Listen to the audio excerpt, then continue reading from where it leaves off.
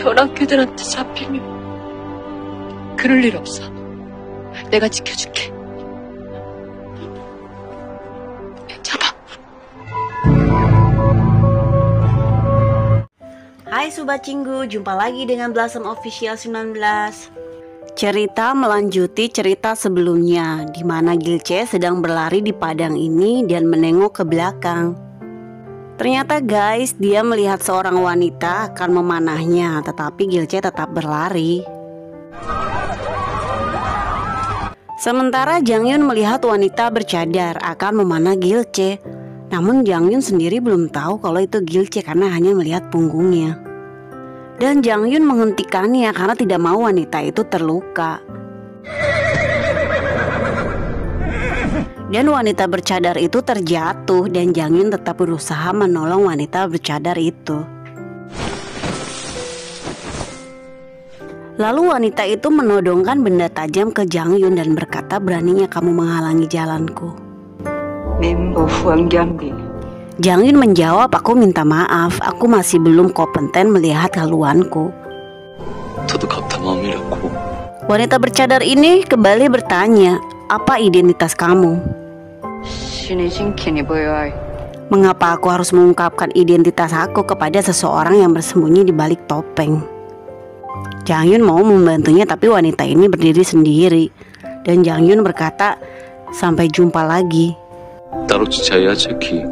Aku rasa aku akan sedih jika aku tidak bisa bertemu dengan kamu lagi." Wanita itu hanya diam dan memperhatikan Jang Yun terus guys. Kembali ke Gilce, ada seorang tentara King mencoba untuk menembak Gilce. Namun ada kakek datang dan menyelamatkan Gilce lagi. Kakek datang dan memukul kepala tentara itu. Dan kakek berkata, "Pergilah nyonya, pergilah.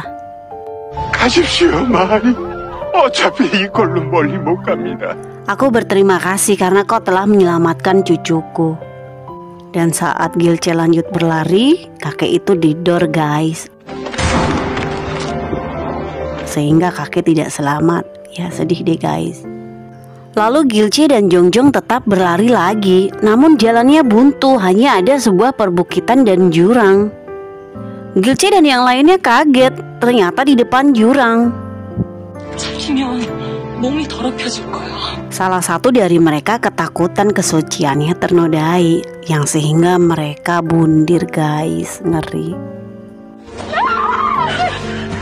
Entah apa yang dipikirkan Jongjong, dan Jongjong pun akan ikut bundir. Dan Gilce kaget. Gilce berusaha membujuknya dan menjelaskan kalau kita dulu pernah seperti ini, tapi kita tetap hidup sampai sekarang. Aku mohon, jangan lakukan itu Jongjong. Aku akan selalu melindungimu. Sambil menjulurkan tangannya. Dan akhirnya Jongjong mau, dan wanita yang satunya juga berubah pikiran dan mereka berpelukan. Mereka memilih tetap bertahan dan ditangkap kembali dan dibawa pulang ke pasar budak. Pada saat kembali ke pasar budak, Gilce ditampar oleh pimpinannya. Dan pimpinannya itu memisahkan Gilce dan Jongjong. Gilce hanya bisa berteriak-teriak menyebut nama Jongjong. Adegan berpindah ke Guwunmu. Guwunmu sudah hampir sampai ke Simyang dan dia bermalam di sebuah penginapan. Guwunmu bertemu juga beberapa orang yang akan ke Simyang untuk menjemput keluarga mereka.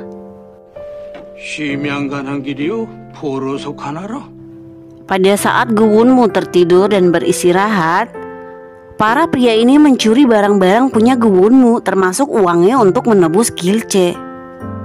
Mereka berlari dan berusaha kabur, namun Guwunmu mengejarnya dan berkata, "Kembalikan barang-barang aku." Mereka ketakutan dan mereka berkata, "Maafkan aku Tuan, aku melakukannya karena aku butuh uang. Aku kurang untuk menebus anak aku. Aku sudah menjual tanah pertanianku, tetap masih kurang. Bagaimana kalau aku pinjam saja uang kamu Tuan? Tolonglah Tuan." Guwunmu berkata, kenapa kau harus meminjamkan uang untuk istriku kepada kamu? 남의 안 사람 속한을 재물을 훔쳐. Lalu pria itu menjawab seenaknya aja. Karena istrimu pasti sudah hilang kesuciannya Tuan, dan kamu masih menginginkan istri kamu. 부인은 이미 절개를 이뤘을 터인데. Tuan, kenapa tidak mencari istri yang baru saja Tuan? Karena kalau aku sendiri, aku akan kehilangan anak darah daging aku sendiri. Guwunmu di sini terdiam guys, dan dia sepertinya menjadi ragu karena kata-kata pria itu. Namun dia tetap melanjutkan perjalanan. 짐은 찾으셨습니까요? Adegan berpindah ke Ene. Ene berdoa terus tiap malam untuk Gilce supaya Gilce tetap selamat dan bisa kembali ke rumah. 길체 데리러 간 종사간 날이 거랑 살펴주시옵고. Yunjun melihat istrinya berdoa terus dan Yunjun berpikir ingin membantu juga. Keesokan harinya Yunjun datang ke pengadilan meminta tolong untuk keadilan Gilce. 청인에게 억울하게 끌려간 것을 확인했습니다. Dan berkata, tolong bantu laporkan ke raja masalah ini. Namun mereka hanya bilang kalau tidak ada bukti maka kami tidak bisa membantu. 피난길에 잡혔다 도망했던 사실이 밝혀지면 Setelah dari pengadilan, Yunjun tidak menyerah dan pergi lagi ke tempat sekolah Sungkyun Kwan, tempat para sarjana sekolah. Yunjun berusaha meminta bantuan ke tuannya yang dulu Gilce pernah meminta tolong kepadanya untuk mengeluarkan Yunjun dari penjara.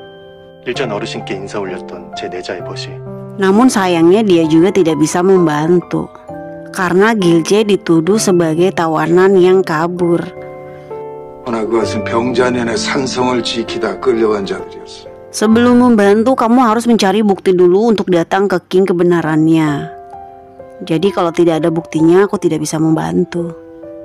도망한 포로라는 누명을 쓰고 끌려간 경우는 Dan akhirnya Yunjun pulang tanpa hasil. Adegan kembali ke Tuan Putri Joseon, petani, dan Jangyun. Jangyun melapor telah berhasil membawa sapi sebanyak 25 ekor dari Mongolia dan semuanya besar-besar. 하명하신 대로 소 25수를 가렸으나 Putri senang sekali dengan kerja keras Jangyun. Tuan Putri mengucapkan selamat kepada Jangyun dan semuanya tersenyum. 했었네. 좋은 소를 골라오셨습니다. Pada saat Jangyun dan para pejabat lainnya sedang dalam perjalanan pulang, ada tandu Tuan Putri dari King datang. Dan Jangyun dan pejabat lainnya berhenti dan menunduk hormat kepadanya. Kemudian tandu sang putri berhenti dan menghampiri Jangyun. Tuan Putri berkata, angkat kepalamu. 우주 보고 싶어. Aku sekarang memperlihatkan wajahku. Silakan perkenalkan dirimu kepadaku. 신이 지키니 보ял리야. Nah guys, ternyata wanita yang bercadar yang selalu ada di padang besar bersama Jangyun menangkap para tahanan adalah Tuan Putri dari King. Dan Jangyun terkejut. Dia menampakkan wajahnya karena kemarin Jangyun berkata, aku tidak mau mengenalkan diriku kepada orang yang menutupi wajahnya. 울지 보자 파모합시오. Tuan Putri jelas sekali tertarik kepada Jangyun dan ingin lebih mengenalnya. Lumayan cantik ya guys. Tuan Putri bertanya, apa yang kamu lakukan setelah menangkap tahanan? 포로들을 잡아서 뭘 했지? Jangyun menjawab, aku hanya diperintah oleh Jenderal Yun Gede. Yang pertama Jangyun menggunakan bahasa King, tapi pas yang kedua Jangyun menggunakan bahasa Joseon. 뭘로 양도 장군이 어서부터 Jangyun berkata menyusahkan dan merepotkan. Jangyun berpikir Tuan Putri tidak akan mengerti bahasa Joseon. Tuan Putri berhenti mendengar hal itu. Tiba-tiba Tuan Putri juga pakai bahasa Joseon. Guys, kocak. 성가시게 해줄까? Jangyun langsung terdiam guys, karena Tuan Putri ternyata bisa bahasa Joseon. 나는 조선말도 조선 사람에 대해서도. Kamu jangan berbohong lagi atau aku akan cut lidah kamu. Ngeri juga guys ancamannya. 니는 혀를 잘라버리겠다. Kudengar seseorang bisa memperoleh apapun yang dibutuhkannya di istana jika dia melewati kamu. Jang Yun menjawab, apa ada yang Tuan Putri butuhkan dari aku? 필요한 물건이 있으십니까? Tuan Putri menjawab, berikan waktumu untuk aku. 네 시간을 내게 다오. Jang Yun terkejut mendengar hal itu. Dan mereka saling memandang, guys.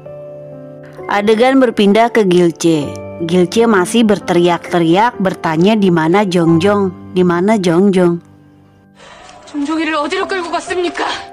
Namun pemimpin pasar budak justru memasukkan Gilce ke sebuah ruangan yang penuh dengan laki-laki dari King yang ugly. Dan para wanita Joseon di sana melayani mereka. Gilce terkejut dan penuh dengan kebingungan.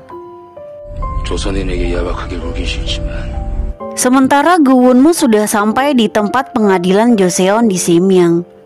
Dia menanyakan keberadaan Gilce dan benar, Gilce tidak termasuk daftar tahanan. 형일에게 납치되어 끌려온 것이 분명합니다.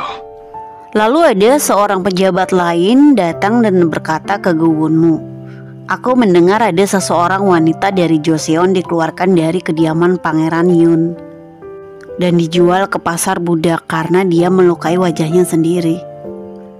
포로시장으로 쫓겨났다 들었어. Coba kamu ke sana mencarinya. Dan akhirnya Guwunmu bergegas ke pasar budak. Pada saat Guwunmu masuk ke pasar budak, dia terkejut dengan keadaan yang ada di sana. Dan yang ada di pikirannya, flashback mengenai pria itu yang selalu berkata, istri kamu sudah hilang kesuciannya. 이미 볼장 다 본 몸일 텐데. Guwunmu hanya memikirkan itu saja, guys. Kalau sampai Gilce hilang kesuciannya, apakah Guwunmu masih mau menerimanya? Tapi mudah-mudahan sih jangan sampai ya. Guwunmu hanya geleng-geleng kepala. Dan Guwunmu mulai bertanya-tanya ke setiap tahanan yang ada dan penjaga di sana. 이 사람을 찾는데 본 적 있습니까? Apakah mereka melihat Gilce? Guwunmu akhirnya bertanya dan menghampiri pemimpin itu dan memperlihatkan lukisan Gilce. 아시오. Lalu pemimpin pasar budak itu kaget. Nah guys, sekian episode 13 part 1. Ditunggu besok untuk lanjutan part 2-nya. Terima kasih.